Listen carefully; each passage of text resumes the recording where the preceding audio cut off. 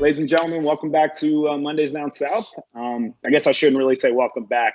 For context, the three of us have been recording podcasts amongst the three of us talking about sports for a while now, but haven't really taken much of an effort to actually publish it and let other people hear it. We've been doing it for our own fun. But with everything going on in the world right now, we figured this is the best time for us to get together and, talk a little sports, especially because we miss them. And hopefully we can bring you guys a little bit of joy along the way. And hope all you guys are staying safe and healthy and, stay inside and be careful. And let's get the ball rolling. Ev, Zach, you guys want to introduce yourselves? This is the first time we're going to be doing a YouTube one, so might be the best way to do it. Ev, ladies first. Oh, thank you, sir. Appreciate that. Yeah, welcome to the new channel, everyone. I'm Evan Maroney in Raleigh, North Carolina. I guess sports-wise, I guess maybe do the sports teams. I'm Redskins, Hurricanes here in North Carolina, Orioles, and Wizards. That was harder to think of than I thought of. But so those are my biases. I'll get them out of the way now. But looking forward to it, to get the channel going. Zach, go ahead. And my name is Zach Wakulik. I recently was living in Austin, Texas, but now I'm back in the DC area with my boy Cy over here. So excited to be back. I guess technically we're still Mondays Down South. I would consider Virginia a southern state. I guess that's kind of a hot take. Geographically, yes. We are below the geographically line, so it counts. Yes. Yeah, that's true. That's true. But my teams are obviously the Atlanta Falcons, the Virginia Tech Hokies, and Wizards, Nationals / Orioles, and those are pretty much my teams. Did you just say my teams are the Carolina Panthers? How did you get that? How do you get that so wrong? I will say I was having a harder time with it than I would have thought. Yeah, I feel like it was because I was so serious when I said it that it literally caught you guys off guard. But no, the Panthers are probably my least favorite team in history of sports, outside of a couple organizations like the Yankees and whatnot. But yeah, those are my teams, and really excited to be back doing this with you guys. Hopefully we can do this as consistently as we used to, but I know with some of our new ideas and innovations, I feel like we're going to be just fine. Yeah, I guess I should introduce myself too. I didn't even think to do that since we are starting this anew on YouTube. My name is Cy Kunamnani. You probably won't know how to say my last name, and that is perfectly fine. My teams are very random. First of all, go Gamecocks, University of South Carolina, represent. We got the Indianapolis Colts, which you'll see some bias today in that. We got some New York Mets up in here. We got Kyrie Irving. No NBA. Literally just the Kyrie no Irving. Team, just wherever Kyrie is. Wherever he is, that's where I follow. I think those are the big three for right now. I don't need to delve into all my little nuances. But I know the other thing you'll notice is on this I guess I can't really call it a podcast anymore, but on this channel, you'll notice we all have little quirky tastes in sports as well. Like Ev's got a little bit of UFC in him. And so does Zach. Exactly. I got a little WWE in me. We might even talk a little tennis. You got no idea what's going to come up. But for today and for the foreseeable future, while we still don't have any sports on, our idea was to go with top 10 lists. We want to bring content to you guys and, do a little debating, see what your thoughts are, maybe get some comments from you guys on what you think of our lists and how you would change them. And we just figured we'll kickstart it that way. And, eventually once we get sports back, then we can talk a little bit more about what's going on right now. But for today, we're going to bring you the top 10 teams in the NFL, or at least in our opinion, coming into the season based off what they've done so far. Obviously, the draft doesn't happen yet, so this will be something that comes up again before the season starts, whenever that may be. But in the meanwhile, I figure we'll just get started with that. And I'm thinking the best way to approach this is we'll start with team number 10 for each of us, talk about it a little bit, move on, go to team number 9 for each of us, and we'll just follow that format. And thinking maybe we'll just kick it off with Mr. Julio Jones over there. And who you got, Zach? Who's number 10 for you? Sounds good, guys. So let me grab my list here, which is on my phone. I'm not even sure if I can get out of this one. Hang on. You couldn't even remember number 10? Clearly, you can tell we're very professional here. All right. So my 10th is, I memorized like my 10 through 7 there. So my 10th, I'm starting with the Buffalo Bills. I think they're a top 10 team this year. Now, I have them beating out the Packers. Now, normally I usually have the Packers in my top 10. I mean, year over year, just given the dominance of, I guess a couple of years now of when they were super solid. They obviously had a great record this last year, but obviously weren't that great of a team. So I bumped them out, bumped the Bills in. I think the acquisition with Stephon Diggs at wide receiver, I think they built their defense up even more.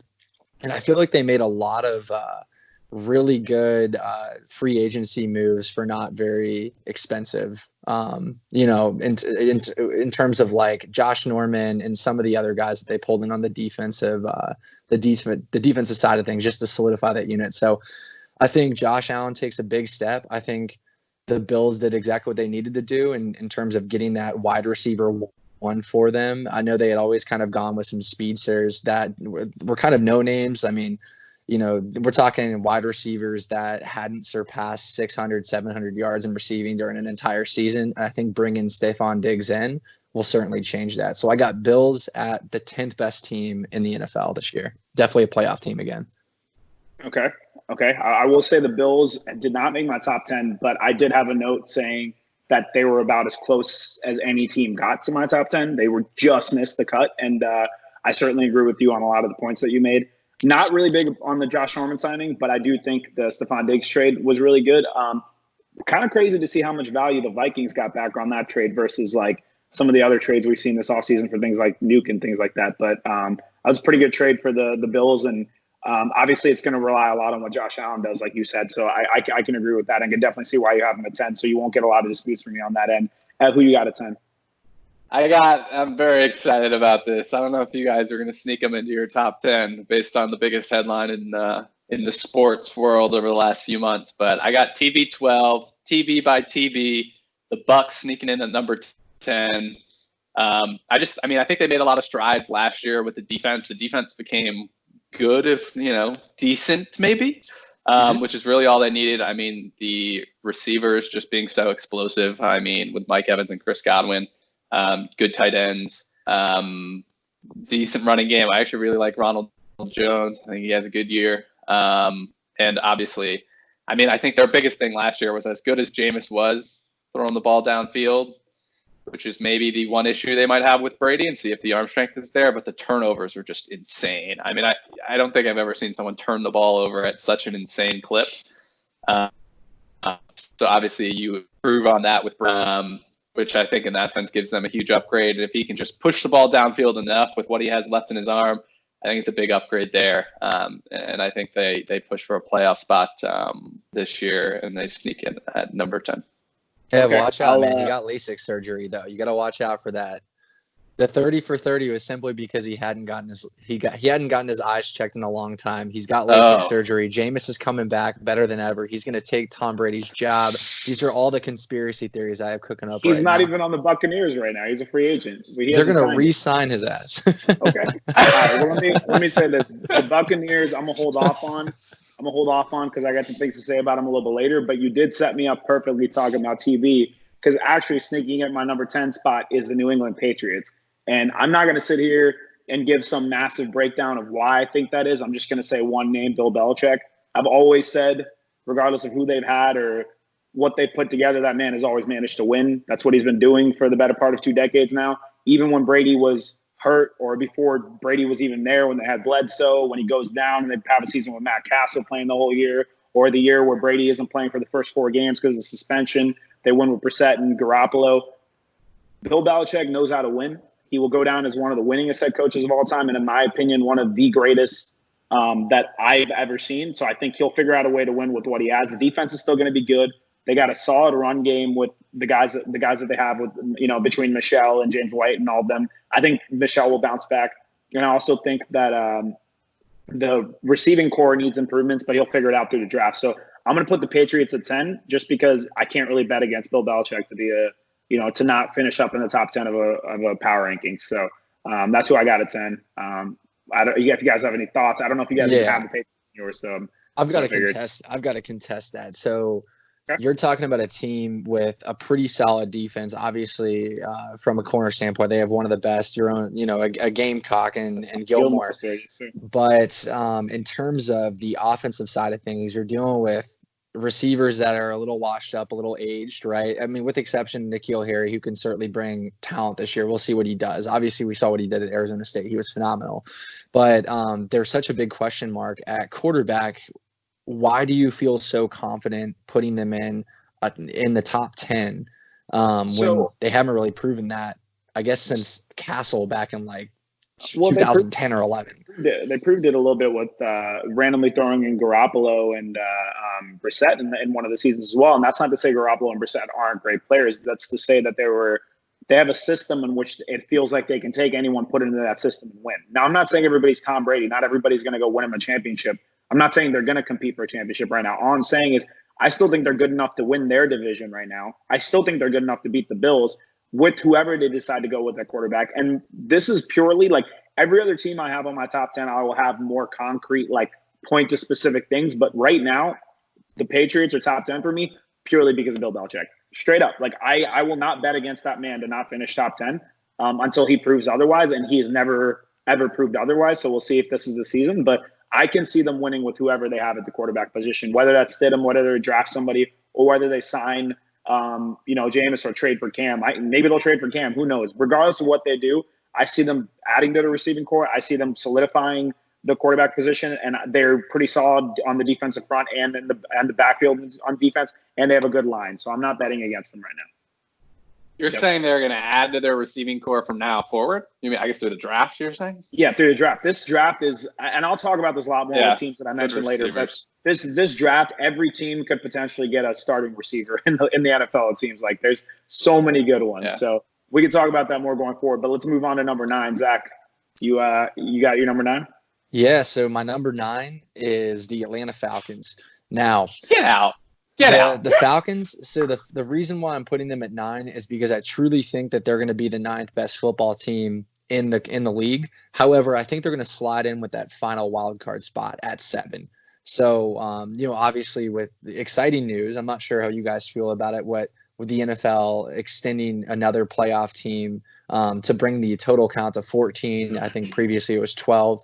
But I feel like just that one team is so crucial for teams like the Falcons, who are usually in a more difficult, division, especially now with Tom Brady coming to Tampa Bay.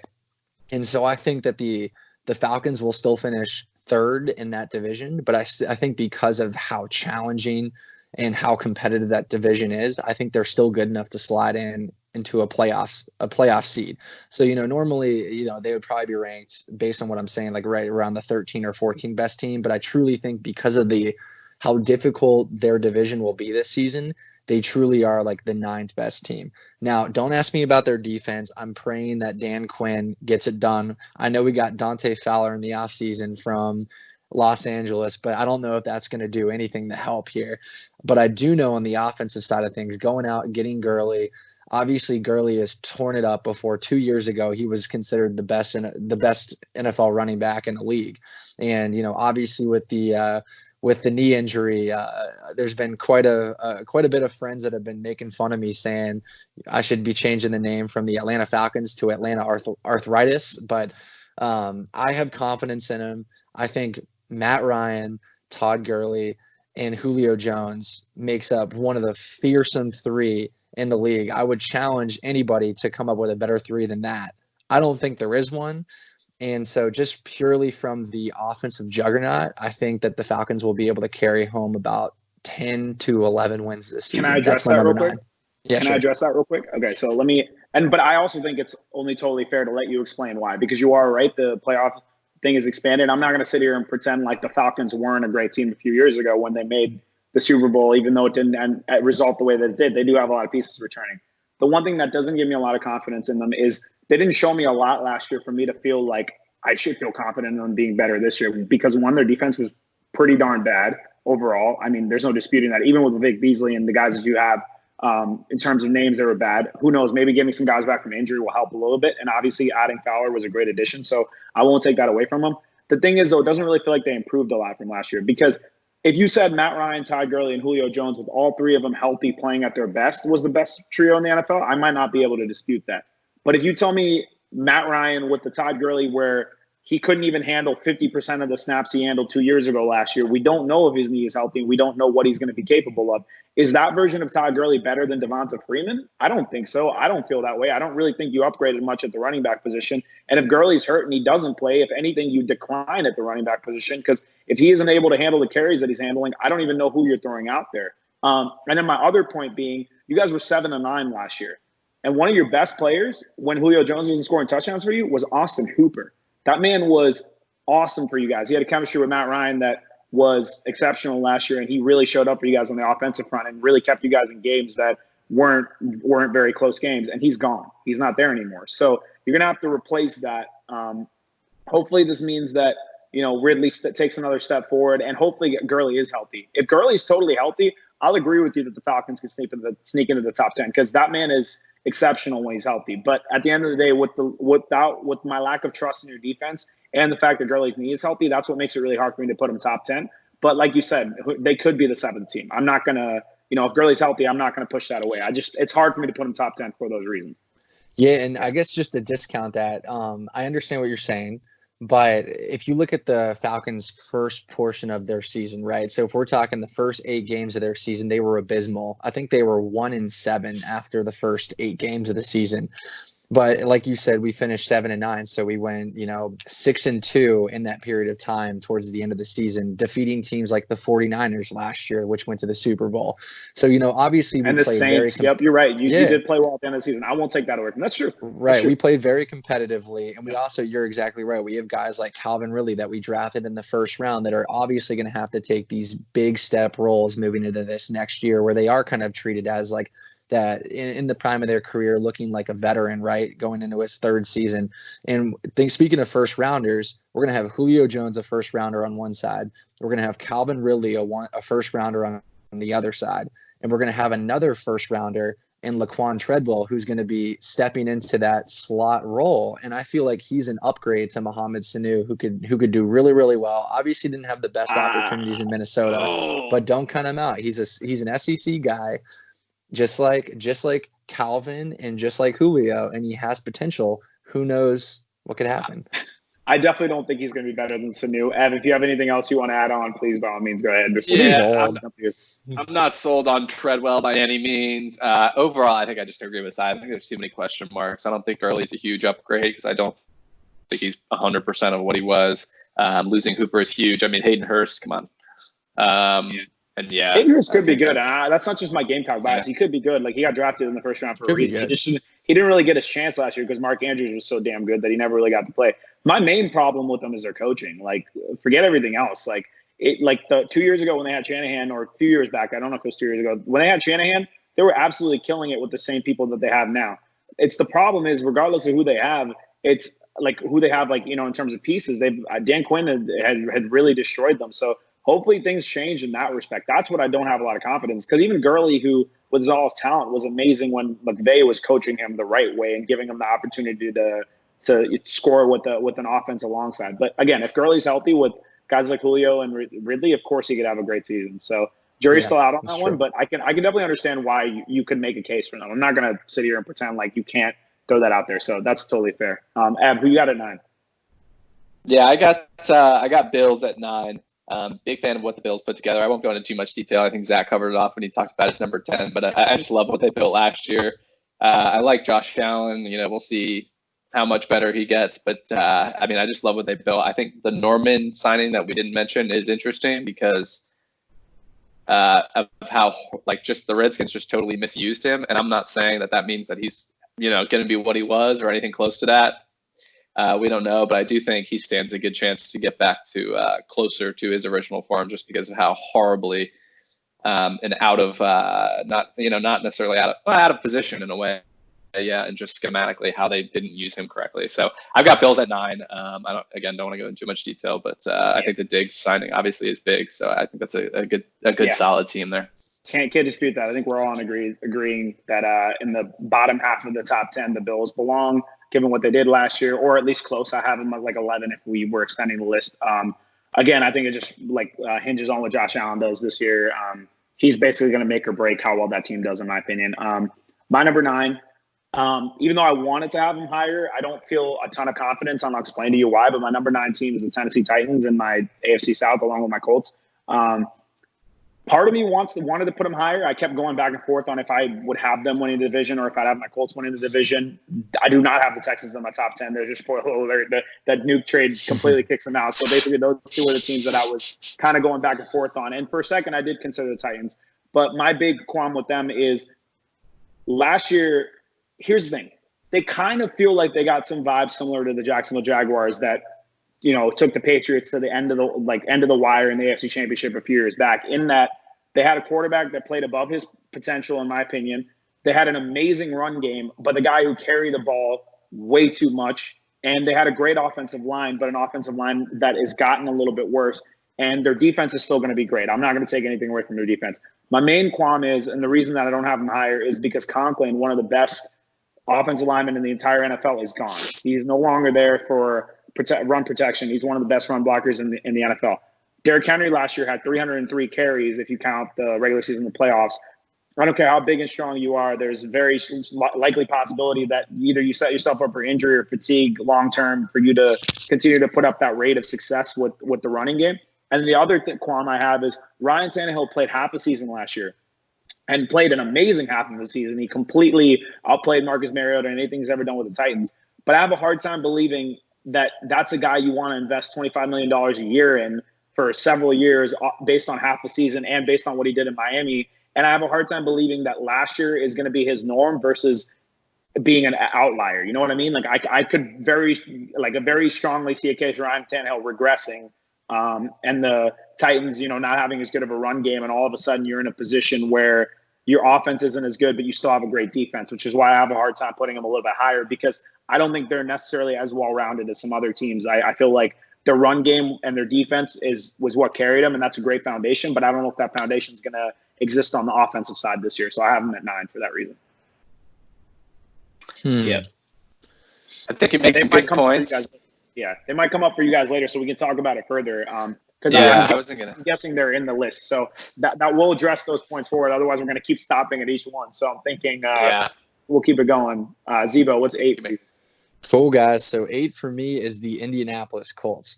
And I think the Colts make a big jump. I actually think I have them not winning the division, but I have them certainly in a wild card spot making the playoffs this year, which is a great jump for the Indianapolis Colts.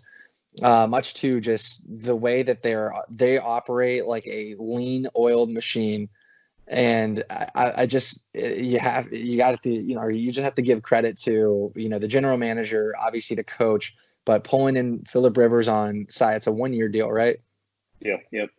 1-year deal. You're able to make these financial decisions because you are so lean in every other facet of the position in football. So, for example, their defense, they have, their linebacker core is super young. Their secondary is super young. All these kids out of Ohio State and all these different organizations where they're going to put on their just great draft picks. And then from the offensive standpoint, you have a lot of just young talent in the backfield, a lot of young talent at wide receiver. And so you're able to pull on that old veteran that has shown tremendous success in San Diego and Los Angeles and the Chargers for years and years. So that reliability is there. I feel like Phillip Rivers is now that final piece to finally push the Colts in the right direction in terms of receiving a playoff spot. I also think they're playing in a position where you have 2 very easy wins against the Jacksonville Jaguars, who are going to be obsolete this year. I also think you have 2 possible wins against a Texans team that is aging on defense, with Jonathan Joseph. And I know J.J. Watt's, probably their only healthy, reliable guy at this point. Their linebacker core is laughable. And on the offensive side, you lose DeAndre Hopkins, and then you trade away a second round pick to get Brandon Cooks. That doesn't really make a lot of sense to me. I mean, hopefully David Johnson is able to bounce back in the way that we know he can play, but I'm not really buying it. I think the Colts and the Titans are going to run that division for years to come. So I have the Colts in the wild card spot and the 8th best team in the league. Yep. I'll talk about my Colts a little bit later on, so I'm not going to add on. Zach, I appreciate you giving us some confidence this year. It means a lot. Ev, please feel free to comment because you seem to have some sort of reaction to it. So I'm curious to see what you think. Yeah, I just don't buy the whole Phillip Rivers train. I think Phillip Rivers is completely cooked at this point. I mean, and he's like the weapons there. I mean, obviously we have the draft coming up, so like that can change quickly, especially like you talked about side with the receiving options in the draft. But I think he's done, man. I mean, with all he had in San Diego, I mean, I guess all they had was the receivers. I guess the rest of the offense wasn't and the running backs, but the line wasn't helping him do him any favors. But I just think Rivers is cooked. I don't buy the weapons on offense unless something changes. The rest of the team pretty well rounded, but you made some good points. I think that's a fair to have them in that range. But that's fair. I'll give you my counter argument a little bit later because I got I'm going to address them on the list a little bit later on. Ab, who you got? Yep. I got eight for me is Patriots. I think with everything you mentioned, Cy, like I don't think there's any way you can keep him out of this list. And I mean the buzz on Stidham from I mean granted I think it's from people inside the team, but like the buzz on Stidham is good. They seem to really like him. I think that's the guy they roll with unless they go get Tua, which would really shake things up. But I mean if they go get Tua, then you're talking about top 5 again. I don't know, but I think they roll with Stidham. I think they seem to like him for and they would know more than I think most of us, just because they see him in practice, and the fact that he gets to learn from the GOAT can't hurt. And obviously Belichick. I mean, you just can't. I don't think they can be left out of the top 10 by any means. So yeah, I would absolutely hate it if they got Tua because then they'd be amazing again. Because I have the absolute faith in Tua, assuming he is healthy. So but I don't see that happening because I think Tua is going top 10 to top 12, and I don't know how the Patriots sneak up there without trading a lot away. But yes, I agree with you, obviously, because I have him at 10. What's really funny, though, Ev, is we seem to keep having some sort of interesting similarities in our list in that my number 8 spot is the Buccaneers. So we basically traded those two. I got the Bucs at 8. I know that's a little bit of a jump. You guys know I don't love Tom Brady, but I obviously respect him as one of the greatest we've ever seen. And, even though I think he's had a lot of success with help from people like Belichick and the foundation that they'd established for him, I still think he's capable of being successful. I'd probably argue them being a little bit higher. Brady was still somewhat in his prime. I actually think Brady's not going to be that much better than league average next year because he wasn't that much better than league average last year. What I really think, though, is them cutting down on turnovers and having a receiving core. And this is the reason I have him at 8, truly. They have Tom Brady, who knows how to get the ball to the right people. And he's smart enough to make adjustments at the line, things that Jameis Winston couldn't do, and he's not going to turn the ball over, right? The counter to that is that Jameis Winston can throw the ball down the field a hell of a lot better than Tom Brady can at this point in their careers because Jameis has a cannon and Tom Brady, last year, the more I watched him, the more I realized the age is catching up in terms of his ability to deliver the ball down the field. But with all that being said, Mike Evans, Chris Godwin, O.J. Howard, that is a loaded top 3 for Brady to have. I just don't have a ton of faith in their run game. Their defense has improved, which makes me feel a little bit better.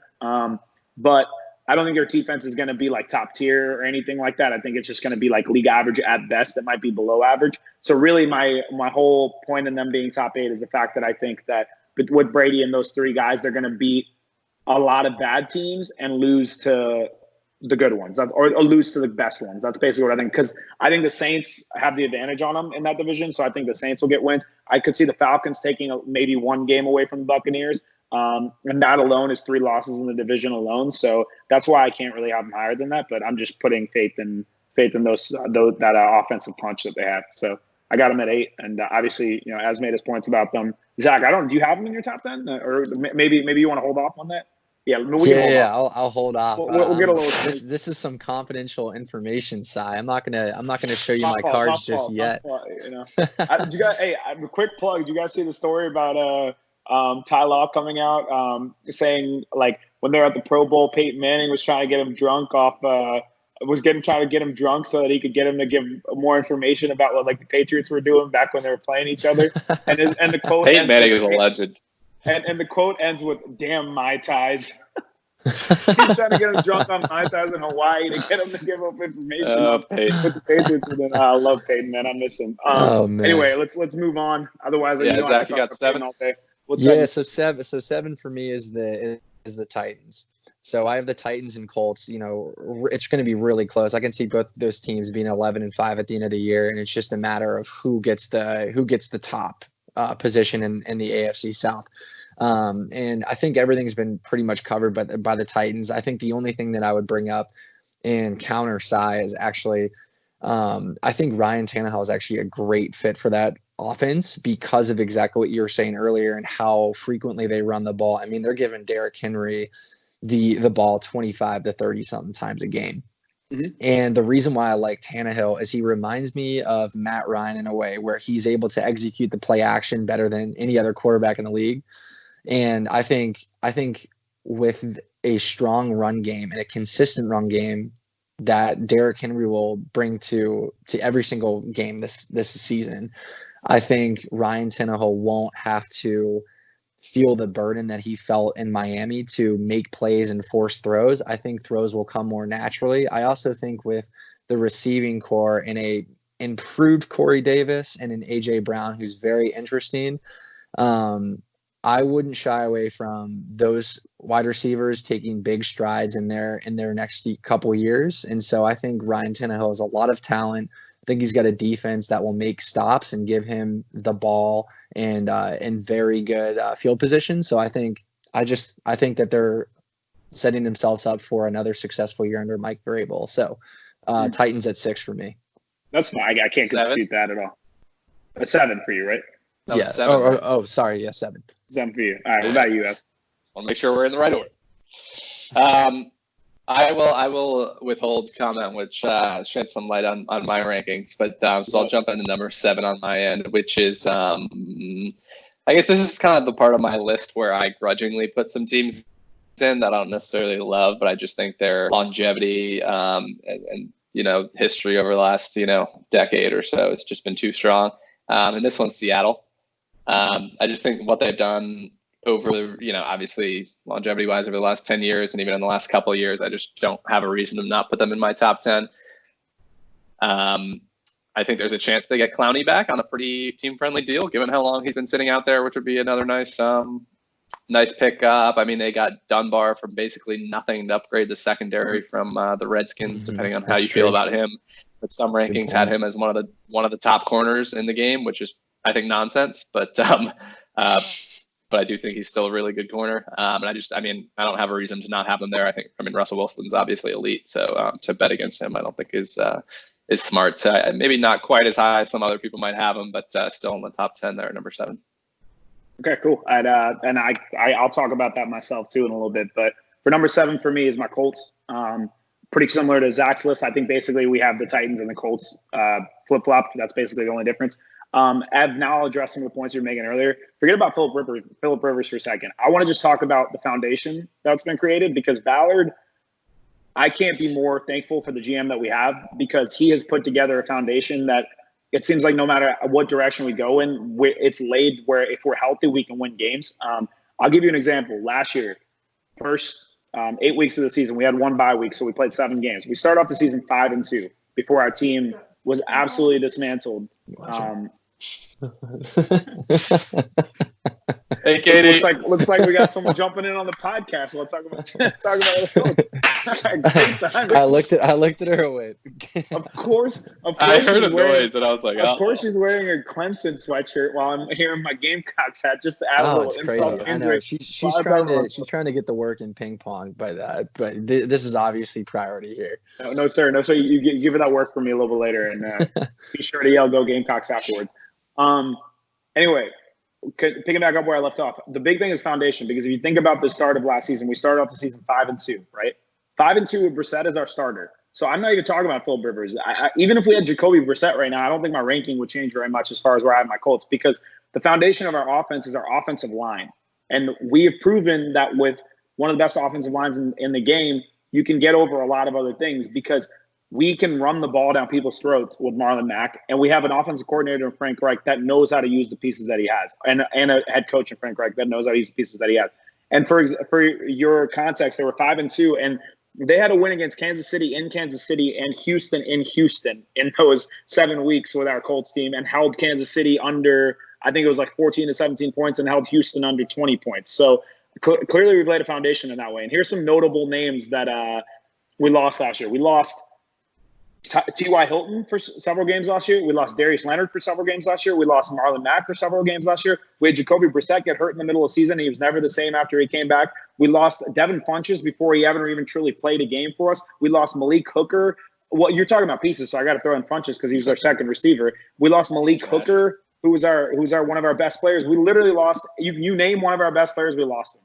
We come back. We had DeForest Buckner from the San Francisco 49ers, who's 25 years old, 26 years old, one of the top 5 defensive linemen in the NFL. We add him to our defensive line. And a move that people are everywhere a little overlooking is Xavier Rhodes in our secondary, man. That was a huge addition to beef up our secondary. Now, if you look at our team, our offensive line, our run game, on our defense, the defensive line, our linebackers with Leonard and young people leading the crew, and our secondary with Rocky Sin and Xavier Rhodes and Kenny Moore, who might be the best slot corner in the league, and nobody's even talking about him because people don't pay attention. We put together one of the most solid defenses on paper and a bunch of young, fast, quick guys that can keep up with anybody. You lay the foundation with that. Then you look at offense, and you're talking about Philip Rivers, Evan. He doesn't have the pieces right now that he had in San Diego in terms of receivers. I won't dispute that. But San Diego, even with Eckler and the guys that they had, did not have the run game backed up with that offensive line that he will now have with the Colts. Because I can't remember the last time Philip Rivers was given an offensive line in San Diego. We don't need Philip Rivers to be what he was several years ago, where he was throwing 30 to 35 to 40 touchdowns in order for us to win games. All we need Philip Rivers to do is be average at best, and we can still win every game that we play with our line and our defense playing the way that they do, and with us adding a receiver, because our only true weakness in our entire team right now is our wide receiving core, because T.Y. Hilton is our foundation and we need to add pieces. But clearly Chris Ballard has a plan, because he beefed up every other weakness that we had, which was our defensive line and our secondary, so that in the draft he could address the best position in the entire draft, the receivers. And if we don't walk out of there with at least 2 or 3 receivers, I would be shocked. So I think we've laid a foundation for winning our division this year and for winning our team long term, because Rivers is only a 1-year acquisition, and we're going to try to draft for the future anyway. So we'll probably try to get a quarterback in this draft or sign one in the future. So I'm pretty happy with them at 7. And that's kind of my point on why I think that they will be good. And honestly, it was hard for me not to put them at 6, but I'll tell you about 6 in a second. Zach, you want to kick us off at 6? Yeah, and just before jumping inside, realistically, what type of receiver would you want the Colts to draft in the first round, given the top tier talent, the extraordinary talent at receiver coming into the 2020 NFL draft? We won't have a first round pick because we traded it for DeForest Buckner, which is, I think, a great trade for us, because we got a sure thing, and we had a ton of cap. We had the most cap space in the NFL available, and yet already had a really solid team, which is why I love Ballard, because he built our team with a bunch of picks. So we traded for Buckner, gave up our first round pick, but we have 2 second round picks this year. And we have 1 early in the second round. So my hope is we get one of the taller guys in the draft. We don't need a speedster, because we have Paris Campbell coming back from injury this season. And Paris, I think, has the potential to be a really solid slot receiver for us. We've seen what he did in college with his speed. So he'll be perfect for us in the slot. And obviously T.Y. Hilton, who is probably arguably the most underrated receiver in the NFL, because year in and year out, he's so solid no matter who's playing quarterback. He comes out there and delivers, but people overlook him for his height. He can stretch the field with his speed and his route running ability down the field. We just need one guy that's going to be a big, tall, end zone, jump up and strip the ball away from someone kind of presence, and that's what I want us to go after. And there's plenty of those guys in this draft, so I'm excited about the potential to add that, and I'm sure we'll add several receivers, because, like I said, there's so many in this draft, and you can get a starter in round 4 or 5, it seems like, this year, and with the receivers, because there's just so many. So that's kind of my thought. I just want a big, tall, athletic guy, because everything else we got already. So yeah, cool, man. Yeah, and for 6 for me, it's Tampa Bay. So obviously, I think they're going to make an incredible leap with Brady at the helm, and the reason I think there's going to be such a drastic increase in their performance is Bruce Arians getting his type of guys kind of fully inheriting moving forward with the system that he wants to implement. I feel like he now has the right puzzle pieces, and this is kind of his year to show the entire league that, he's back, just like the organization and the success of the Arizona Cardinals years back when he was coaching. I think he's trying to implement the same thing and even supersede that in Tampa Bay. So not only do I trust in him, but I also trust in Brady and his delivery and getting the ball to, phenoms and Chris Godwin and Mike Evans and the rest of those guys, like Sy had alluded to beforehand. Mm-hmm. And I think another reason why they're going to be really good is Jameis has more arm strength. I won't deny that either. But I think that Tom Brady has an uncanny ability in getting people the football from 10 to 20 yards. And I think that Chris Godwin is a great route runner. Mike Evans is obviously a great deep threat, but he's a phenomenal route runner too. And I feel like that's what he specializes in.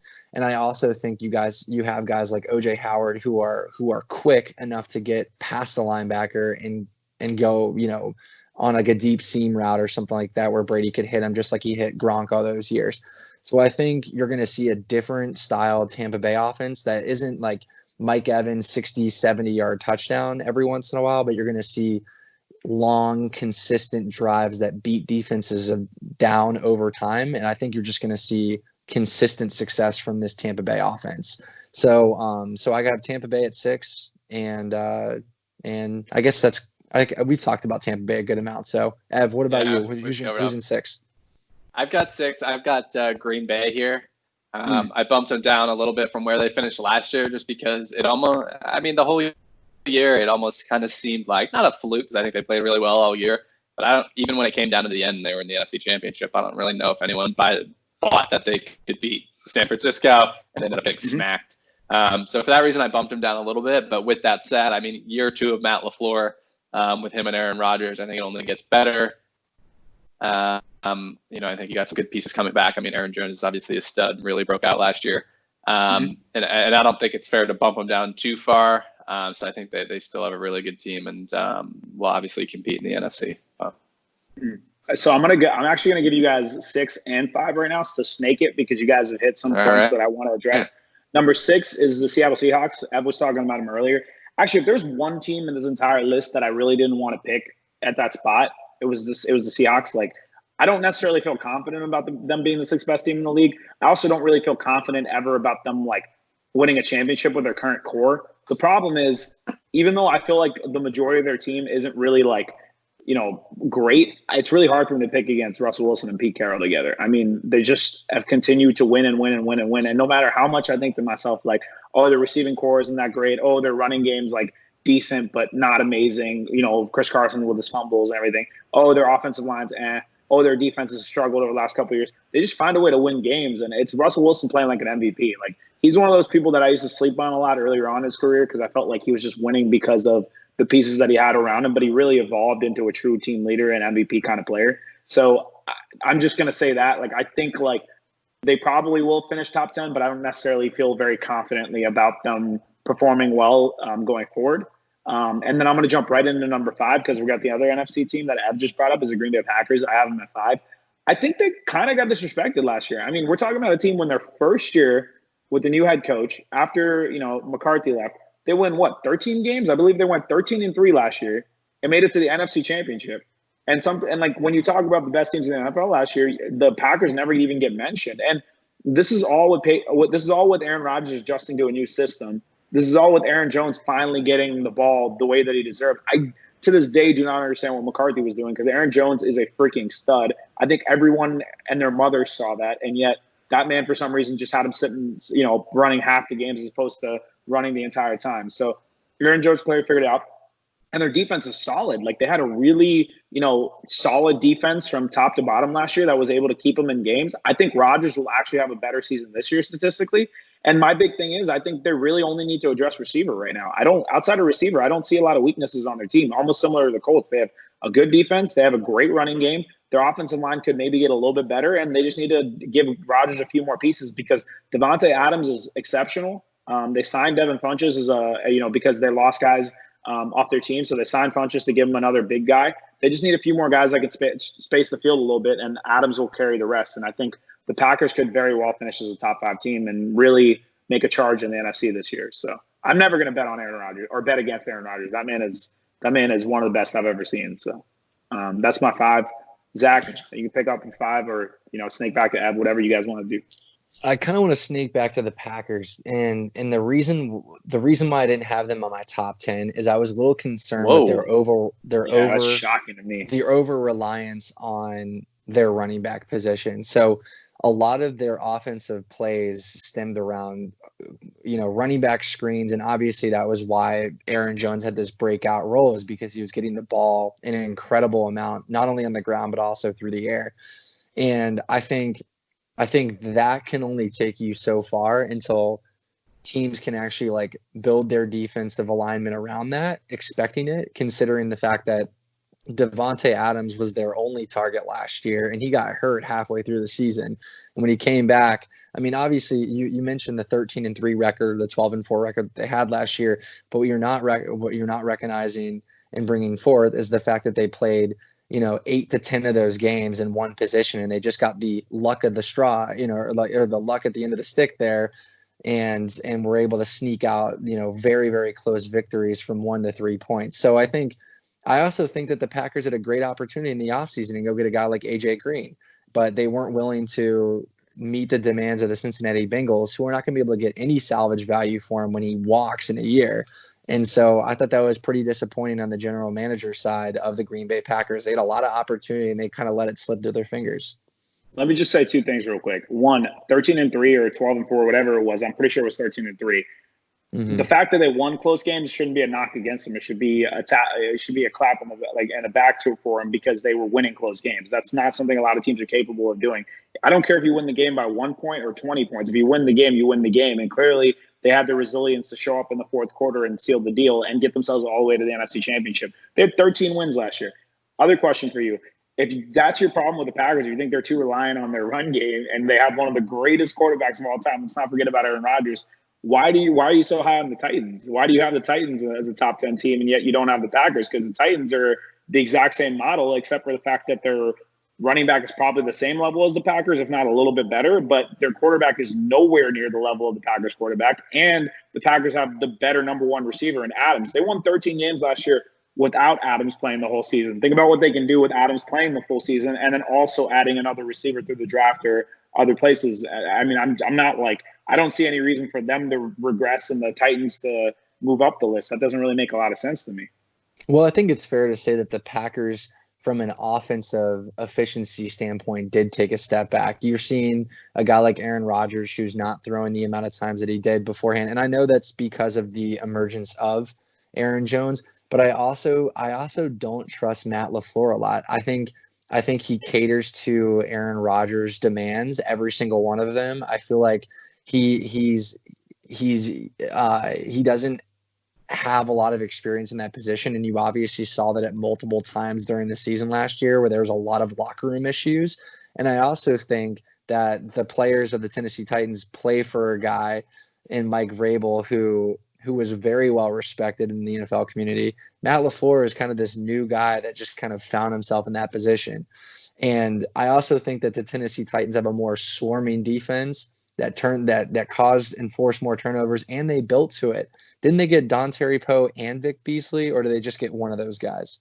They didn't get Beasley, I don't think. They might have gotten Poe. But my point is, you're talking about LaFleur. We're talking about a guy whose first year won 13 games with a new team.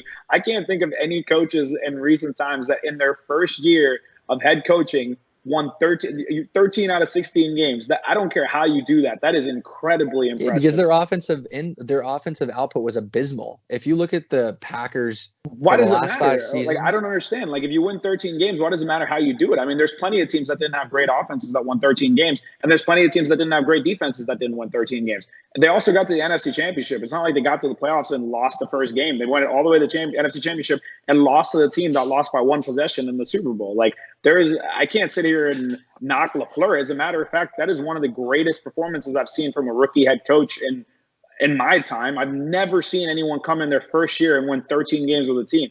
I don't care how you do it. You go win games, because a lot of coaches need a couple years to adjust. You want to talk about McVay, his first year with the Rams, he won, 8 games? Vrabel's first year with the Titans, he didn't even win 8 games. He was under 500. I can't think of any coaches right now who are coaching their first year with a team winning even more than 11 games, much less winning 13 out of 16 and making it to NFC Championship. I don't think their offense is going to get worse. I think it's going to get better because it's another year under LaFleur, and it's another year that they can build upon the pieces that they've already had. The Packers are a team that I felt like were getting really disrespected last year, and I think I can see why maybe you don't think they'll do as well as they did last year, but I can't see how you don't have them in your top 10. Like I don't.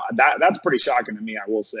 Well, I think there's a driver behind, and you were the one that mentioned this side, why they were so disrespected and why they were not talked about. I think there was a clear delineation in the offensive output that we're normally accustomed to seeing from the Green Bay Packers, and I think it has a lot of credit to do with their defense and able to kind of hold those one possession games and get the victory for that team. But I mean, I guess Evan, like as like the tiebreaker here, do you? If you were to have watched all of the Green Bay Packer games last season and you were to see them at 13-3, would you call that an overrated 13-3 team, or would you say, they're sitting just right? Yeah, no, I thought they were a bit overrated in terms of the record, but I mean, to Sai's point, they found out how to win games. So that's why I don't necessarily have a problem with sliding them back a few spots, even to the back half of the top 10. Exactly. But I think having them outside of the top 10 is just too harsh. Exactly. And I mean, 13-3 is, that's insane, no dude. Joke. I mean, that's that does not happen. Pretty damn good. Yeah. That does not happen. With a new head coach, I mean, yeah. That does not even with a head coach. There's a lot of head coaches in the NFL that have coached for over 10 years and have never had a 13-3 season. And not to point to the record, I actually agree with you, Zach and Evan. I think if you looked at the Packers, they looked more like a 10-11 win team last year. But regardless, the fact that they did win 13 games with 10-11 wins is what impresses me about them. Mm-hmm. I just can't see Tennessee getting as much love as they're getting and the Packers not getting that same amount of love, because when we're talking about offensive output and them relying on their run game, that's exactly what Tennessee did, except the Packers probably have even better pieces when you talk about long-term success. That's why I keep saying, I don't really understand how we can fault the Packers for winning the way that they did, but then pat the Titans on the back for winning the way that they did. It's very similar. They both had strong defenses, relied on their run games, and then their quarterback showed up when he needed to. That was basically it. And that might change, but we don't know. For me, they have to be a top 10 team, but teach their own. Yeah. It just wasn't a sexy 13 wins, I guess. But that's a good segue into my number 5, which is the Tennessee Titans, who I love. Big Titans guy, obviously. Derrick Henry is my guy, of course, just from fantasy football glory. We won't get into that. He caused me so much fear, man. When I was playing in the fantasy playoffs last year, Derrick Henry caused me so much fear. But I think Tannehill, the second half of the year, I get thinking he might regress, but I also think we aren't realizing he was an elite top 3 to 5 quarterback at the end of for this whole second half of the year when he was playing. It wasn't like he was just he's a good quarterback now. It was he was an elite quarterback by the end of the year. Yeah. Derrick Henry, I think it's fair, the workload, hopefully, because obviously with running backs, they tend to have that short lifespan, especially when they're worked as much as he is. I don't necessarily see it happening this year, but I think that's a fair point. And I think A.J. Brown, by the end of this year, I think we're talking about as an elite wide receiver. I mean, he was an absolute stud, such a playmaker. So I think you're talking about the Gurley, Matt Ryan, Julio Jones. That's an older awesome trio. I think by the end of this year, we're talking about this trio as maybe being an elite trio. And obviously the defense is great. Losing Conklin, I guess, is tough, but and I love Vrabel. And I thought, when we were talking about the Tom Brady to the Titans rumors, I thought that was ridiculous because the way Tannehill played down the stretch was, fantastic. And we'll see. The Dolphins always believed in him. It just didn't work out. So I think the talent was always there. So hopefully it sticks. And I've got him at 5. So it's funny you use the word elite, right? So I want to know what you define as the word elite, because the reason I would consider someone elite is when they've shown this extremely high level of, I won't use the word extremely, but a very high level of play consistently for a long span of time, whether that be several years or whether that be 2 years in a row, 3 years in a row. Because I don't think the first year Julio Jones had a great season, or the first year DeAndre Hopkins had a great season, or the first year Andrew Luck had a great season, or the first year anyone had a great season, we consider them elite, because you don't know what they're going to do the season after. Ryan Tannehill has been in the NFL for 5 to 6 years. He might have finally found a fit in Tennessee that works better for him. But do I have extreme confidence that Ryan Tannehill will continue to play at the level that he did with the Titans in the second half of last season through the playoffs? I don't think that I do. That's why I have him lower. It's not because I don't think Tannehill will be good for their season. Or I don't think that Tannehill will be good for the Titans. What I'm worried about is a situation in which Derrick Henry gets hurt because he's literally had so many carries the last 2 years. He's had 300 last year, and he had even more than that the year before. And then all of a sudden, you don't have an elite running back. As a matter of fact, out of everyone that you mentioned, the only player that I consider elite on the Titans right now is Derrick Henry, because he has proven for back-to-back seasons that he can carry the team on his back, because that's literally what he's done. He can carry the team on his back, and you can line up 7 guys in the box against him, and he'll run right through you to the end zone. And what I'm worried about is running backs already have a short lifespan. It's the easiest position to get injured. Look at guys like Gurley. Look at guys like David Johnson, these guys that for 2 to 3 years were dominant, and then all of a sudden they're hurt and can't hold up their own anymore. Even though Henry's a bigger dude, I could very well see that happening to him because they're giving him so many carries. And if Henry goes down, do I have confidence in Ryan Tannehill carrying that offense with whoever else they put in the running back position? And even with A.J. Brown continuing to progress, which I do think A.J. Brown will be a top 15 to top 10 receiver next year, because I do think he's improving at that rate. Do I see Tannehill being able to do that? I do not, because in half a season, he has not proved that to me. He might prove me wrong and do it this season, but I'm more inclined to believe that second half of last season is less likely the norm than what he had done before that. I think he will be better than he was in the Dolphins with the Titans, but I don't think he will be an elite quarterback like you were just calling him, because he only did it for a 6-game span is what I'm saying, or 7-game span, however long it is. I'm not saying going into this year I consider him an elite quarterback. I was saying that during that time span, he was playing at an elite level, like a top 3 level. As opposed to people, he got paid like one. That's another problem I have with it. I do think you could see him play closer to that than obviously when he was with Miami, where he was a complete joke. I agree with that. For all we know, maybe I'm completely wrong, and he just turned over a new leaf, because he's always had potential to be great. So maybe he'll continue to play great, but I just don't see. I see that team relying so much on Derrick Henry, and I see Derrick Henry being like literally the foundation of that team, that if anything happens to Derrick Henry, all of a sudden that team is. I don't have very much confidence anymore. Like, I think all of a sudden they fall off a lot. But for as much as they were relying on Derrick Henry, that offense was such a juggernaut. Like, Tannehill was still throwing for 350, sometimes almost 400 yards. Because of Derrick Henry. Yes, because, you can run the play action pass. I get it. But, it's not like it was like, all right, Derrick Henry's going to rush for 160. Tannehill's going to throw for 150 and a touchdown and not turn it over, like game manager type thing. Like, he was slinging it. And obviously, it opens up a lot of opportunities with the run game. But we've seen several quarterbacks have runs, maybe not that level where they got to the NFC Championship, but we've seen several quarterbacks have runs where they're throwing for 300 to 350 yards and several touchdowns when they have a great foundation around them and they have a great running game. Because literally, if you go back and watch the highlights, you can see when Tannehill was doing his damage. It was when teams literally said, "Hey, I'm not going to respect Tannehill," and he made them pay. Don't mind you. But they were stacking 7 or 8 in the box because all they cared about was Henry running the football. And you had A.J. Brown running wide open, and you had a bunch of other receivers that weren't great running wide open. All Ryan Tannehill had to do was dump the ball to him in man-to-man coverage, and all they had, if the receiver beat their guy, they were having big gains. I didn't see Tannehill going out there making Peyton Manning, Tom Brady-esque, Aaron Rodgers-esque throws consistently. I just saw him taking advantage of the situation he was in, and I give him a ton of credit for that.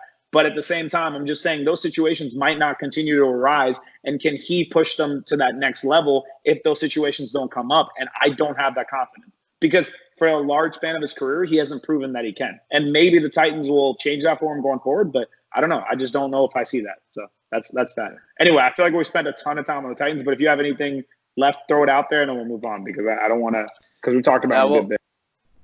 We'll go on to 4. The defense is also so good. I think we talk about well-rounded teams. That's also one of the more well-rounded teams in the league. Agreed. So even if Tannehill doesn't play at an elite level, I think that you could still see them at 5. But that's my last word. Who wants to move on to 4? Unless, Zach, you wanted to. Cool. No, yeah, I'm good, man. I can go ahead and list my 4 because you guys are about to laugh at my 5. All right, I'll go with my 5. I thought we did 5. We should all be. I don't think did Zach give his 5? My Tampa Bay was my 6. My 5 is the Los Angeles Rams. I think they make gosh. an unbelievable comeback this year. I truly do. And you know what? Mark my words. I see the recording. I see that Evan's recording this call. I know we're going to put this on YouTube afterwards. Mark my words, everybody.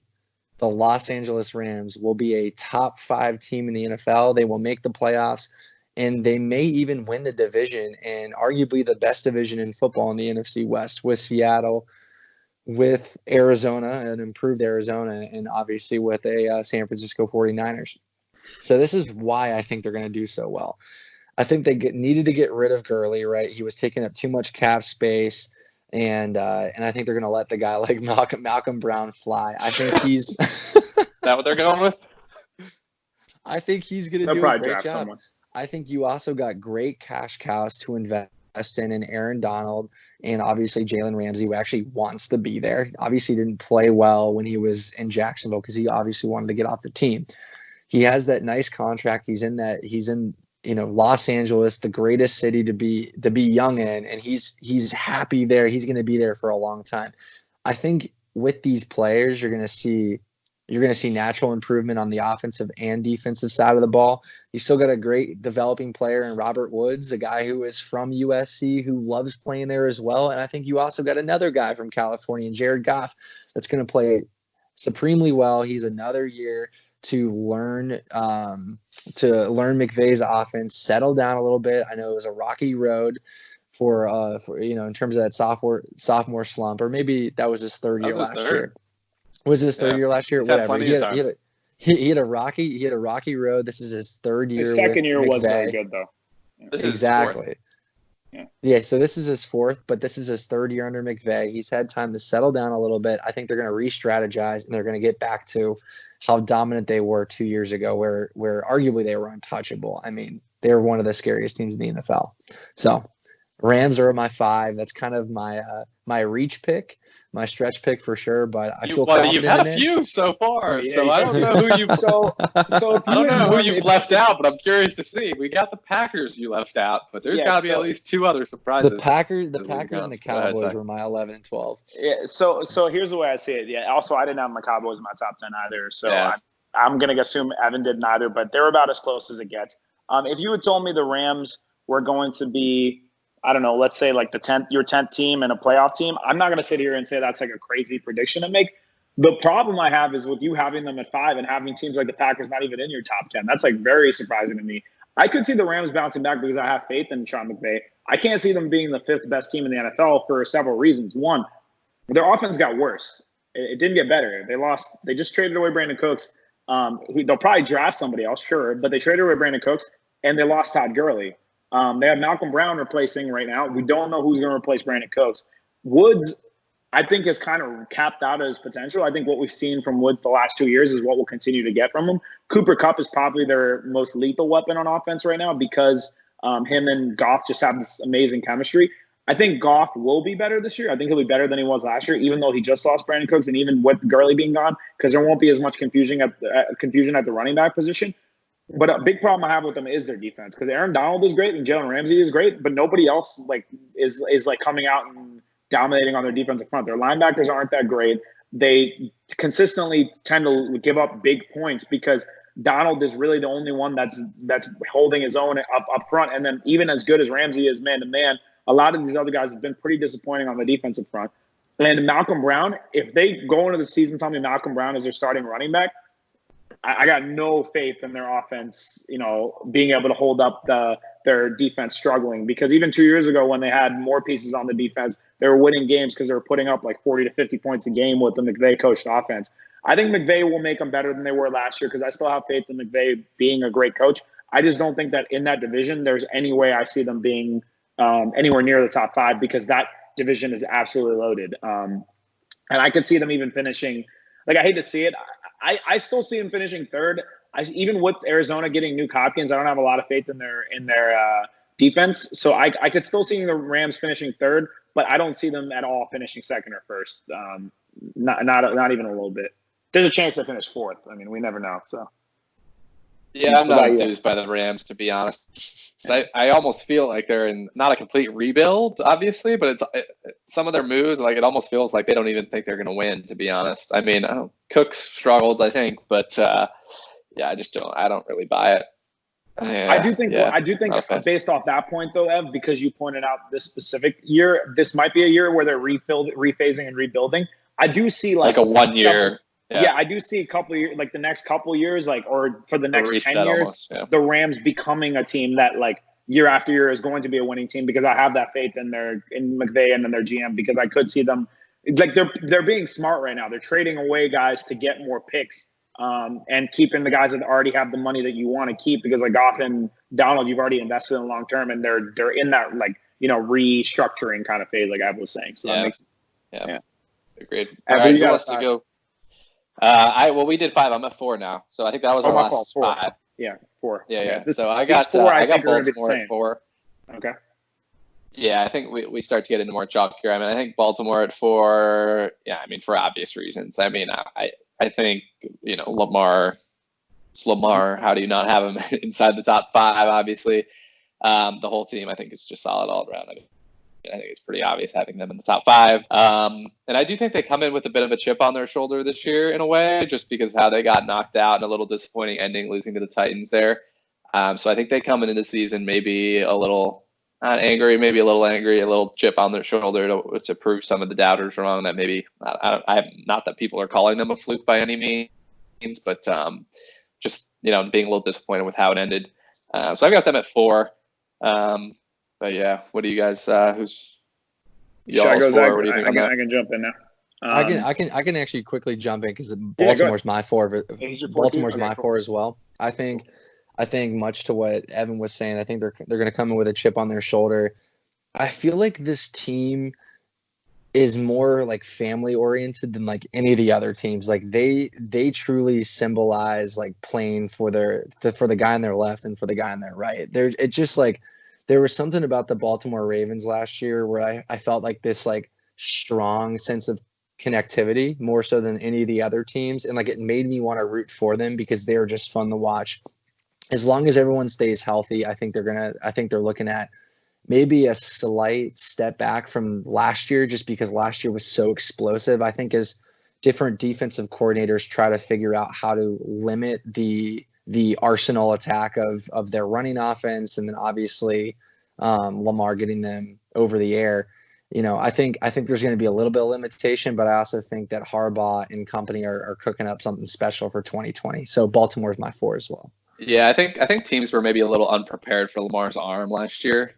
So they can kind of, you know, have the offseason to adjust. I think everyone was pretty surprised with how well he became as a passer. But Sai, what do you got for that, or for your 4? I'll actually do my 4 and my 3, because I think it'll tie in well to what you guys are talking about. I think for 4, for me, I'm actually going to have the 49ers. I think their team hasn't gotten better. I actually think they've lost a few pieces, but I still think they'll finish around the same territory that they did last year in the NFC. They lost DeForest Buckner, obviously, by trading him to the Colts, although they did acquire the 13th pick, so I'm curious to see what they do. I would not at all be surprised if they go wide receiver, because they also lost Emmanuel Sanders. So their defensive line got a little bit worse, even though it's still a great defensive line with Bosa. I'm really, really confused by them. Okay, so Eric Armstead is a great defensive lineman, but I'm very surprised by them investing in him and letting Buckner go, as opposed to letting Armstead go and keeping Buckner, because Buckner is younger, it's a good point, more dynamic, can play several positions, and I guess maybe they were just didn't want to pay or didn't have the money to pay Buckner the way that he probably would have wanted to be paid, so maybe they went Armstead for that reason. So I think their defensive line did get worse, even though it'll still be maybe the best, if not one of the top, 2 to 3 defensive line in the NFL. And then I think their receiving core needs to improve. And the other thing I will say is, I think Jimmy G did what he needed to do to try to win games last year. I think he played a decent game manager role, but I don't have a lot of faith in Jimmy G making the big time plays. I never actually did last season, and I think throughout the playoffs last year, like, he played well, he played good, but he never truly played great for me. Like, I think he had very few games where I was like, wow, look at what Jimmy G did. So I don't have a lot of faith in him. And my main reason that they're even at 4 for me is Kyle Shanahan. Like, he's done a terrific job of, doing that zone run offense that nobody can seem to stop, even though it's coming. He's just manages with any team he goes to. He implements that zone run offense, and defenses are caught off guard. And I think he's going to continue to do that. I think Jimmy G is going to continue to be a good game manager. I think they'll draft some receivers. So I think they'll stay at 4 for me. And the rest, obviously, their defense is filthy, so that doesn't really need to be talked about. But then 3 for me is actually the Ravens. And the reason I have the Ravens over the 49ers right now is because the Ravens got better and the 49ers got a little bit worse. The Ravens got better in that they held on to Jimmy Smith, which was a big keep for them, given the fact that he's cornerback. So they didn't lose him, which would have made them get a little bit worse because that secondary really was short up. That defense was great last year. You guys already talked about Lamar Jackson, MVP last year. I could definitely see him putting up a great regular season statistically. My one qualm with them is I don't know if I trust them in the playoffs, but what will help them is they actually added Calais Campbell to that defense. That's and right. Their defense was already one of the best in the NFL, and all of a sudden you add one of the best defensive linemen in the NFL on a very team-friendly situation. They did not give up a lot to get him from Jacksonville, and he's going to fit right into that defensive line. So that'll put him a little bit over the top. My biggest qualm with them is I don't know how much faith I have in that kind of offensive production where you're relying so much on Lamar Jackson to make those kinds of plays in the playoffs to get them to the Super Bowl. Because I think on paper they're good enough to be a top 2 team in the NFL, but I think in terms of like how much trust I have in them, like especially what happened last year in the playoffs with them, I don't have a ton of faith in them winning a Super Bowl this year though. So even though I have them at 3, I actually think I'd have several teams ahead of them in terms of teams that I would pick to go all the way. That's the way I feel about the Ravens. That's just kind of how I've always felt about that kind of situation. But I can't bet against John Harbaugh, dude. That dude just finds a way to win. So yeah, you guys, what do you guys got at 3? Are you at 3 too? Yeah, I've got the 49ers at 3. So just flip flopping.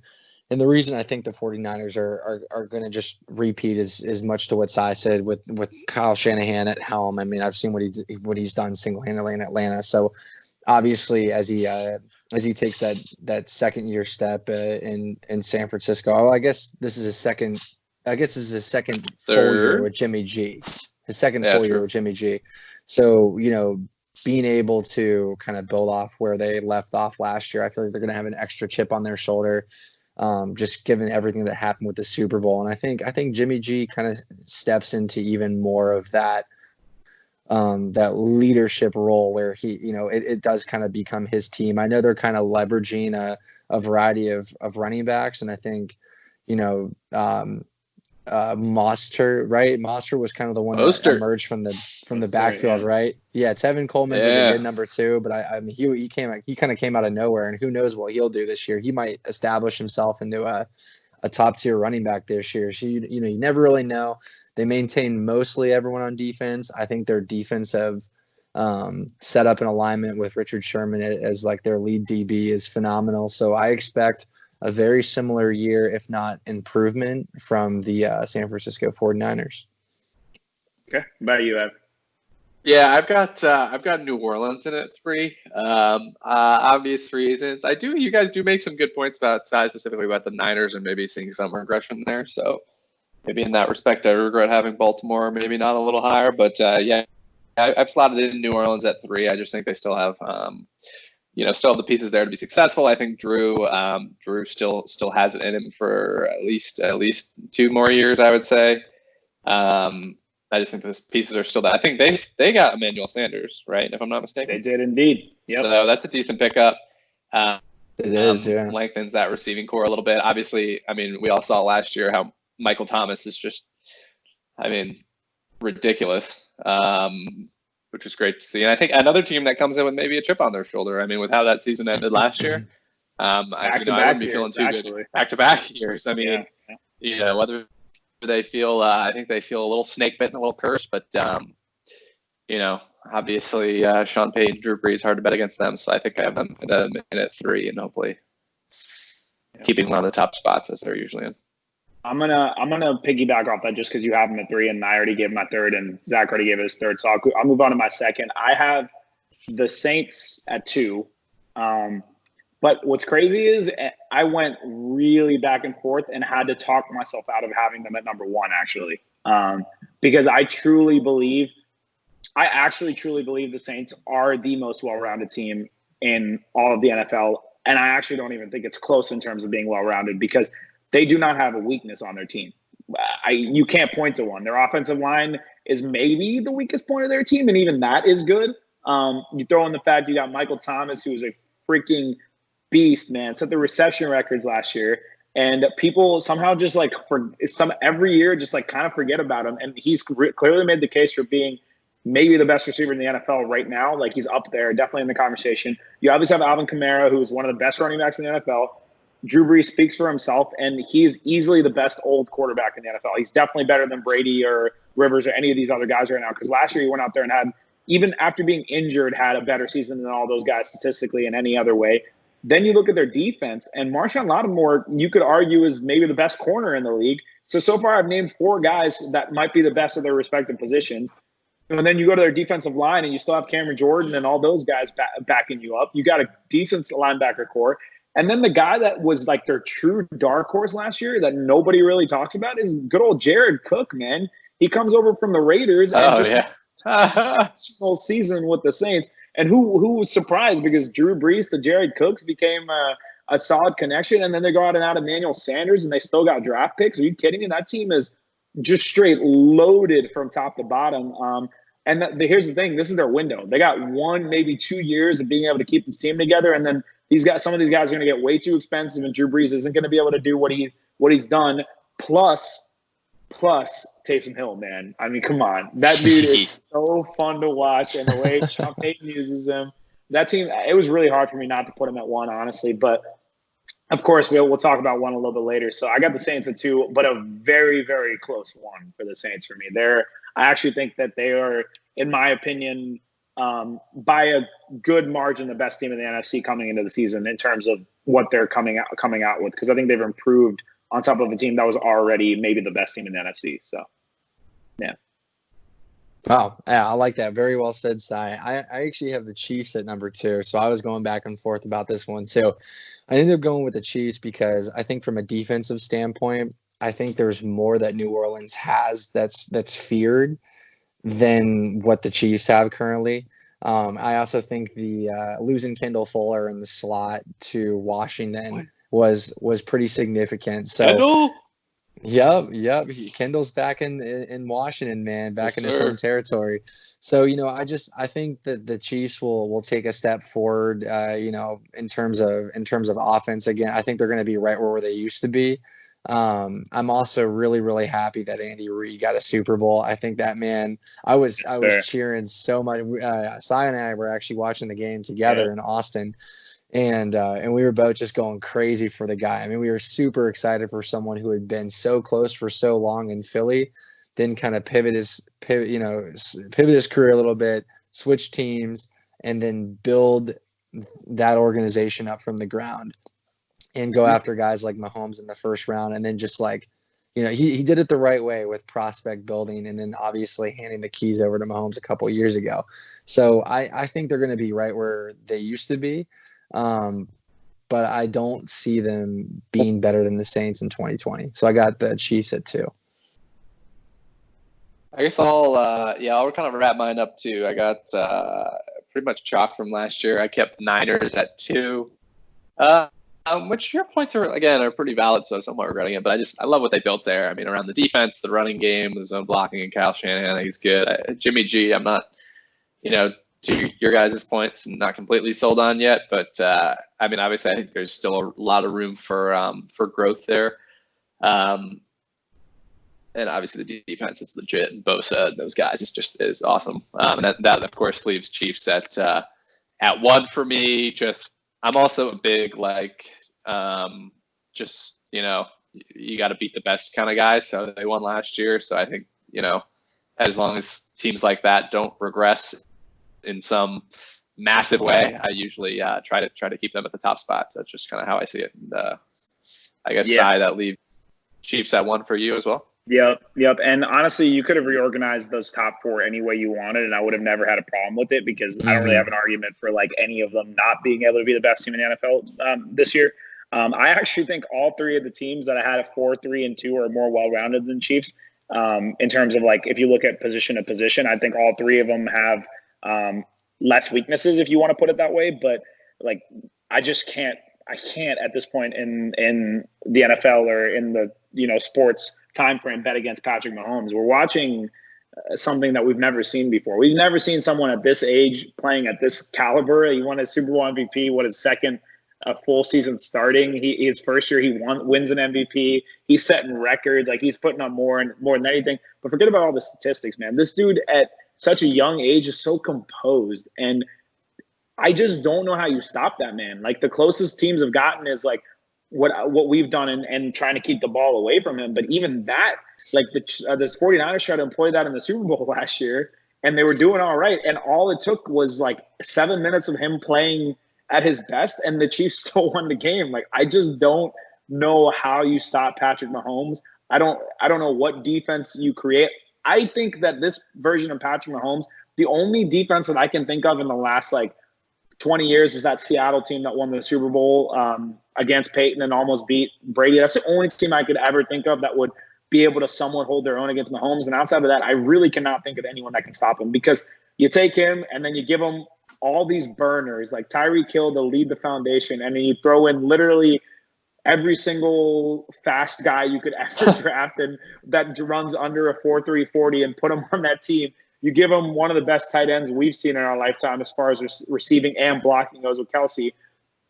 And it's just unfair. You got this guy with a cannon with composure, and then it doesn't really matter who you have at running back. So their defense can give up like 30, 40 points, and they'll probably still win the game because how good that offense is. So I'm just going to always go with who I think is the best quarterback in the NFL right now, and I think that's Patrick Mahomes, and I don't even think there's a question about it.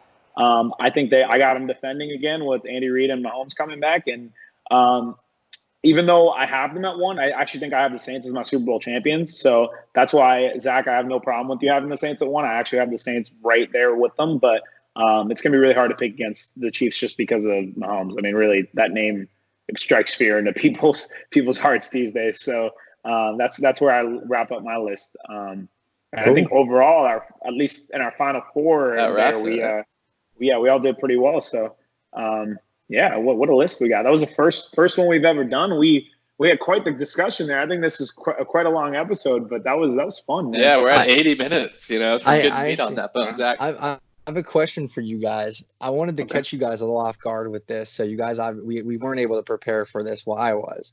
But I'm curious to see, what was one free agency or free agent move that just didn't make sense or didn't sit well with you? And then what's one that you wish you saw? So Evan, maybe you can go first. Wish I saw like which one, what would you have liked to see with like where these free agents ended up? Like, where would you have liked them to be differently? Ooh, that's a tough one. Jeez. Maybe I can give you guys some time to think about it. I can go first. You guys I got an idea. I got an idea. You guys got something queued up. All right. I'll go first. So one that didn't trades, right? Free agents, yeah.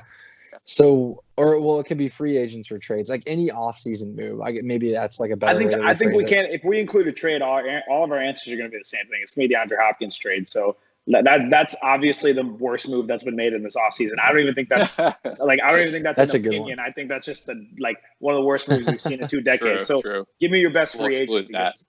So I would say, well, I'm not sure if it could be free agency or trade. That doesn't necessarily matter. I was gonna say one thing that didn't sit well with me is I wish Stefon Diggs went to Baltimore instead of the Bills. For some reason, like Stefon Diggs going to Buffalo doesn't make a lot of sense to me. And I think the reason why it doesn't make so much sense is like obviously Josh Allen needs like a supreme wide receiver to take him and the Buffalo Bills offense to the next level. Obviously their defense was powerful enough to kind of push them into the playoffs, and Josh Allen made plays, right? But more on the ground than really through the air. And so obviously I see the benefit with adding a guy like the Stephon Diggs, who will be like undisputably their guy. I feel like in Minnesota, he was kind of overshadowed by an Adam Thielen that clearly got along with Kirk Cousins better than he did. But one thing that I would have loved to see is I would have loved to see a hybrid tier 1 receiver in Stephon Diggs really shine in Baltimore for an offense that really could use a reliable possession-like receiver and then leave the deep threat Hollywood Brown to kind of do his thing. And coming from the fact that Stephon Diggs is also a Maryland guy born and raised, this was a 5-star wide receiver that turned down offers from Alabama and company to go to the University of Maryland. I thought it would have been pretty cool to see him go back to Baltimore dressed out in all black on Sunday nights and go out and play for that organization. So that was something that was disappointing that I really wanted to see. And then flipping it, one thing I would have really would have liked to see was Taysom Hill going to the New England Patriots and being that quarterback. That would have been hilarious. I would have loved to see Bill Belichick, and I would not have been surprised if Bill Belichick made a move like that to entice Sean Payton to give up Taysom Hill and have him be their undisputable, the guy, the next Tom Brady in the New England scheme. So that would have been kind of cool to see. With Teddy, actually my move was going to be Teddy Bridgewater to the Carolina Panthers is actually what I was going to talk about, because I think Teddy's awesome. I think it's awesome that the Panthers were able to get a guy like that, but it also didn't make a ton of sense to me, right? Because I think Teddy is ready to go to a team that has a foundation to win and go win games with them, because he proved last year with the Saints that if you give him a good squad, albeit a great squad in the Saints, he can go win games. He was 5-0 with the Saints, and he came out there.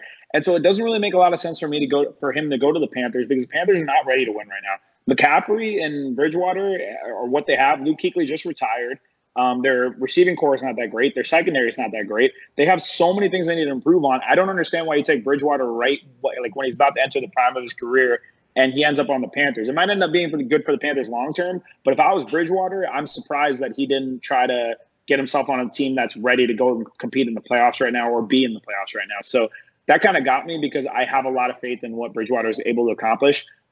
There's no way Sean Payton trades away Taysom Hill, because I think he is legitimately honest about with them letting Bridgewater walk and not wanting to pay him the money that he got. I think they're serious about letting him getting a chance after Drew Brees leaves. I'm sure they'll still draft other people or maybe trade for someone else, but I actually think Taysom Hill will get that starting position at the Saints. So I'm really glad he didn't get traded. And I did not want to watch like one of the most entertaining guys in the NFL playing for the Patriots. I couldn't bear that. So I'm really glad he didn't go there. One thing I really want to point to, though, and this is actually one of the main reasons I didn't have the Bills in my top 10, I think Stephon Diggs is getting too much hype. Like, I'm very confused right now, okay? Stephon Diggs is a good receiver. I'm not disputing that. But he's not a great receiver. At no point in his career has he been a great receiver. All of a sudden, everyone's like, oh, the Bills acquired Stephon Diggs. They're all of a sudden this, like, they've gotten so much better. And I'm like, where? Like, yeah, he's better than who they had. Sure, their receiving core gets a little bit better, but they didn't acquire DeAndre Hopkins. They didn't acquire some top, 5 to 10 receiver. They acquired a guy that is a solid wide receiver too, in my opinion. I don't think he's ever been better than that. He's had a few games here and there where he's been great, but overall, he hasn't had one season where I've sat there and been like, oh, Diggs, can really carry a team's receiving core and be that guy that a team can rely on. I don't feel that strongly about him. Maybe he develops more, but he's had several seasons playing in an offense and where he's had the potential to show that, and he's been outperformed by someone like Adam Thielen, and I see that being the case for the rest of his career. I will never see him as a top-tier receiver. I think he'll always be like almost like a great number 2, but never a great number 1. So that's why I don't care too much about I think it was a good move for the Bills, but it doesn't really make me feel that much better about him. And I don't think the Ravens getting him would have changed a whole lot for him anyway, because they don't throw to their receivers. They don't really even they only they'll chuck it down to Goodwin. Otherwise, they'll run the ball with Mark Ingram and dump it off to Mark Andrews and have Lamar Jackson run the ball. So it doesn't really matter if they get another receiver or not. I almost feel like getting a great receiver for him would be a waste for that receiver, honestly. So, yeah. Yeah, those are good ones. I had to jog my memory a little bit, but the one that when it happened didn't really make sense to me is Melvin Gordon to the Broncos. Just felt a little random to me. I mean, I'm a big Melvin Gordon believer, so I think he could have gone somewhere else and been a real impact player. I mean, I guess the Broncos are coming along with Drew Lock, who I kind of like. But they also, I think they still have both Lindsey and Freeman, or is one of them gone now? Do we know? I think Freeman's gone, but they kept Lindsey. So that's going to be interesting how they kind of play that out. Yeah. That's maybe a decent tandem. Yeah, I guess that Freeman's gone. But I don't know. It just seemed a little random. And I mean, I think also like the money with it, like, I don't know. I just didn't really see that fit there. I agree. And I guess, yeah. And I guess what I would have liked to see is still an open question, but one that I would like to see, maybe a little more under the radar, but Trent Williams still being out there as a trade chip is something that sneaks under the radar, because obviously he's not going to play for the Redskins at this point, it seems, unless, I mean, he's made that pretty clear. Yeah. So like some team that would be able to acquire, an elite, one of the best left tackles in the game, maybe Tampa Bay. I don't know who they have at left tackle right now, but someone that can solidify that line for Brady, I think that would be a huge jump. I mean, if Brady had gone to LA along with Trent Williams, both of them together, I think would have been fascinating, because obviously their biggest issue was the line. So to solidify that and then get Brady in there would have been an interesting pairing, although ultimately I'm happy with Brady ending up in Tampa Bay. But I think a team that trades for Trent Williams, specifically maybe Tampa Bay, could be a game changer. So the one thing I will say about that, though, is, like, obviously I would definitely trade for Trent Williams if I had the cap space to do it. There's probably a lot of teams in the NFL that can't afford him right now, because he's going to be extremely expensive coming from the premier offensive line position, knowing that he wants the money and he deserves the money, but you got to be a team that has the cap space to do it. So it'll be interesting to see who can do it. I'm willing to bet a good chunk of money, though, that he gets traded during the draft. There's no way they wait till after the draft. I actually think while the draft is going on, the Redskins will offer him to some team for their pick somewhere in like the second or third round. It seems like that's what's happening. It's going to suck for the Redskins, though, because he's definitely worth more than what they're going to trade him for. But that whole situation has kind of gotten sour, so that's not going to change. One real quick question. Obviously, we're well over, so whatever. I'm just going to ask anyway. Screw it at this point. Yeah, how do you guys feel about the Nick Foles situation? Bears, like the Bears go with Trubinsky and Nick Foles, and then who is it? Where did Marcus Mariota go? Like he's a backup now to somebody right now. Yep. Now he's a backup to Derek Carr. So now we have a team with Derek Carr and Marcus Mariota, who were both starters last year, and a team with Nick Foles and Mitch Trubinsky, who were both starters last year. And that's a really interesting situation, man. I'm really curious to see what that team's thought process was. I guess they were just like, let these guys compete and see who wins out. But I could actually see Foles being very good with Matt Nagy. That's one thing that I am actually, was surprisingly, like, never in my life did I think, oh man, that was a good trade for Nick Foles. But I actually feel very strongly about that, because all the Bears really needed for the last 2 years was to have a quarterback that's somewhat competent. And Trubisky was the furthest thing from that. So I have faith in Nick Foles. He did it with Peterson and Reich. Why can't he do it with Nagy? That's the way I look at it. I think Nagy saw the Philly special play, and he was like, "Yep, I want that guy." Give me that, man. Nagy loves creating offensive schemes based off of like very distinctive players that will fit that role. Like you know what I'm saying? Like even when like the Bears were a playoff caliber team 2 years ago, and I think they won the division. I mean, obviously they had like this very fearsome defense, but they had these like very peculiar players that were like kind of like leading the backfield. Like you had Jordan Howard and Tariq Cohen, who were, really playing well off of each other. You had Trubisky, who was kind of acting as a game manager and recording just as many yards on the ground than he did through the air. And then you also had guys like Allen Robertson and I can't even remember who some of the other receivers were, but they all kind of fit together in like this perfect puzzle piece. Gabriel. So actually, Gabriel, that's right. That's exactly what I was thinking of. And so I think Matt Nagy definitely has something up his sleeve. I would have personally liked to see Cam Newton go up there. That's what I thought was going to happen all along. So I feel like at the end of the day, Cam's kind of sitting there scratching his head just like we are. I actually didn't want that at all.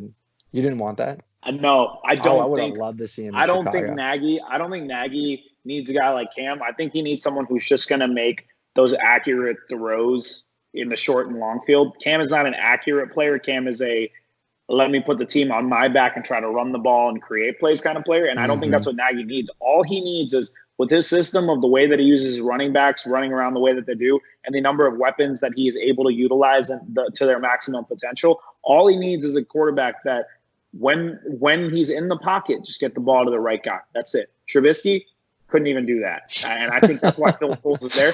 I still think they'll compete. And, maybe there's a chance Trubisky shows them something and is back starting. But I actually think Foles is the perfect guy for him because they don't need anything more than that. They just need him to play the way that he did with the Eagles, which he very well can because he's got a very similar coordinator to who he had with the Eagles. They run a very similar style with Doug Peterson and with Nagy. So I could see that. And then the other question, Mariota, we don't even really have to talk about because right now he's going to be a backup.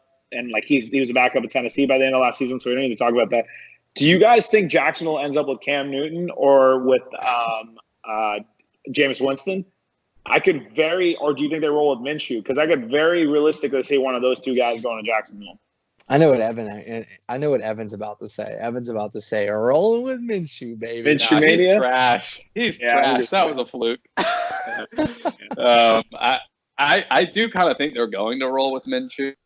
But I think that's a short-lived thing. Or maybe it's one of those things they roll with him through some of the season and Cam still hangs around without a team and they sign him mid-season or something. Well, I don't know. But really? Where do you guys think Cam and Jameis ends up then? Those guys aren't going to go on sign the whole season. I mean, come on. But is he going to sign somewhere that he's not going to start? I heard Cam was going to go to Washington. Because the whole Ron Rivera coach, Cam Newton a couple years ago and led them to the Super Bowl. But I think you're right. I think that's now with Kyle Allen because they traded for Kyle Allen and they have Alex Smith on the cap. So you have 3 quarterbacks on the cap. Oh, that's true. I forgot about Alex. They're set with Haskins at least for now. Makes no sense. You got to give Haskins his chance to start. You don't draft him top 20 and then not ever give him a full season to start. You never even got a shot. Teams are running away from their quarterbacks too quickly without actually having that potential. I'm just so shook by the fact that Cam and Jameis are just sitting here unsigned. Jameis is awful. Jameis deserves to sit there. He is trash.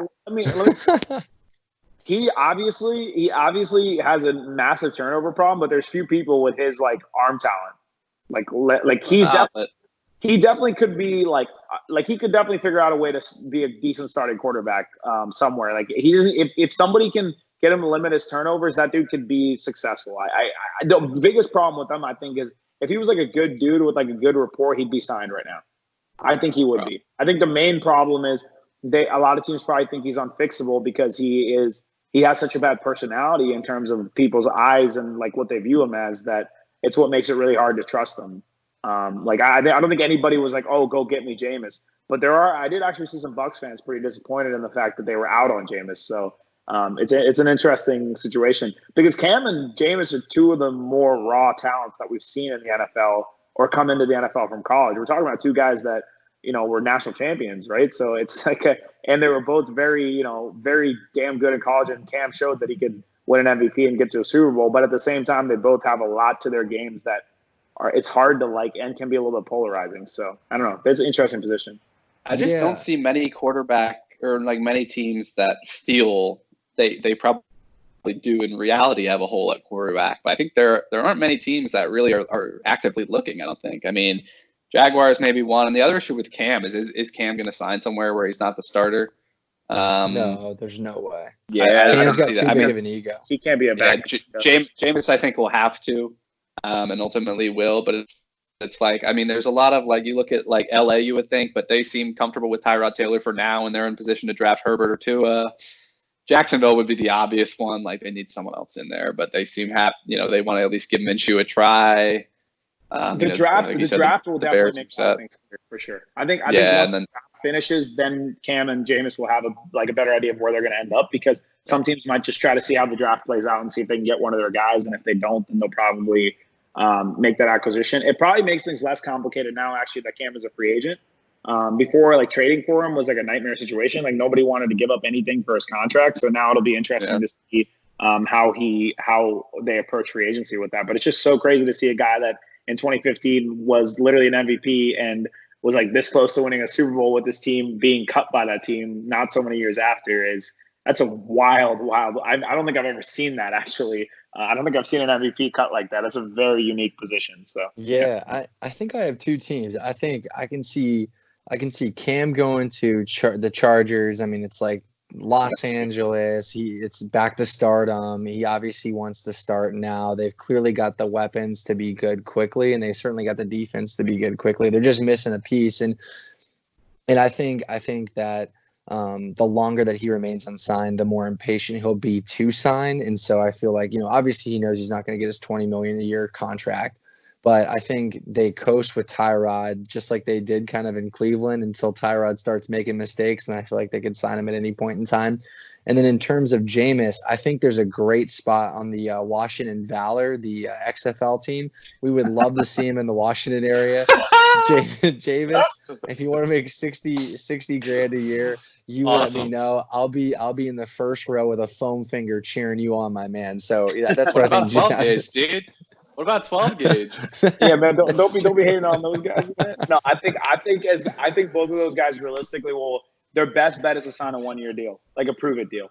That's the only way you're going to get those contracts that you want and the kind of starting jobs that you want is the prove it deal. Because look at what Tannehill has done for his career, and look at what other guys have done for their career in such a short period of time. Of Nick Foles, like even if you have half a great season, like that's enough for teams to start investing in you long term. So they both need prove it deals, so people can get over that stigma of them not being able to produce. So anyway, we should end it at that since we're essentially double what we would normally expect. That's pretty out there. Wow. If you stayed till the end, good for you. Well, tip the cap for sure. Let me take that back. If you're actually listening, period, good on you. Thank you. If you stay till the end, great on you. That probably means you're my mother or something like that. But or Megan or something. Megan watches these.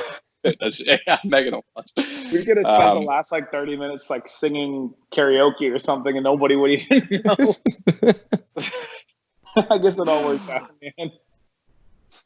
But yeah, I guess thanks for listening. If you did, leave it. I guess we got to do the YouTube bit, right? Leave us comments, subscribe, hit the notification bell to see the rest of the videos. That's the whole spiel. And also, leave comments if you want specific top 10 lists. I had to.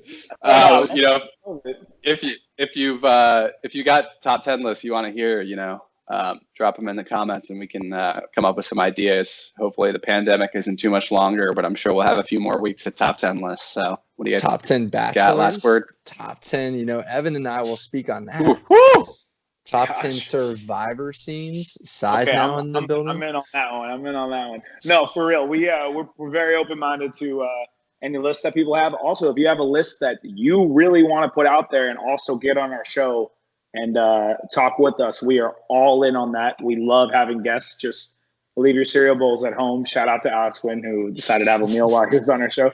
And in a more serious note, everyone stay safe and please, you stay sane during the self-isolation period. But we appreciate everyone, doing their job here, and looking forward to getting back to sports soon enough. But we'll keep bringing this content. In the meanwhile, we love you guys. Thank you for listening in. Zach, you got any final thoughts? No, this is MDS.